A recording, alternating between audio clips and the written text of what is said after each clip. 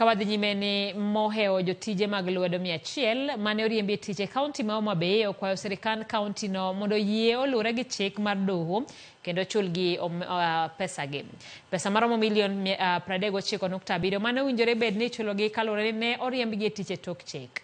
Jotijego mane otiyo e kinde telo mokalo e kaonti no ne oriembgi e tich e higa mar 2017 kendo ne gidhi magimako bura e doho mar jotich e boma ma Kisumu ka gipingo kit kaka ne oriembgi e tich kendo bang' winjo burano jang'ad buche Justice Matthews Ndumanderi ne ogolo chik mondo sirikand kaonti ma Homa Bay ochulgi omendano.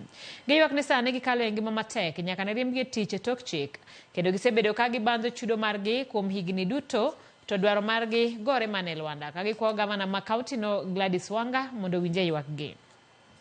Ochunga apoya kane gi site gimiluongo ni highway bill manyaka kawuono ok en adieri nikech tok kane wasea wan gi ji 1,764 ma county government osendiko tokwa. Koro ok wan convinced ni negiriembowa ni high bill. Ma ating'e lweta ni mae judgment mane koto golo ni noriembowa ataro mar chik kendo kuom mano kot nowacho ni mondo uchulwa pesawa ma duto te gin milion 39,722.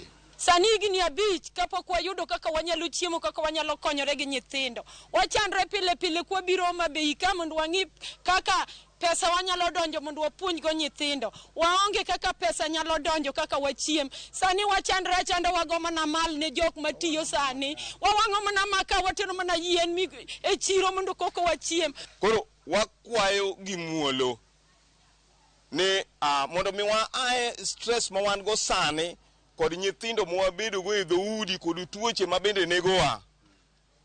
Mama yie mondo mi ichulwa.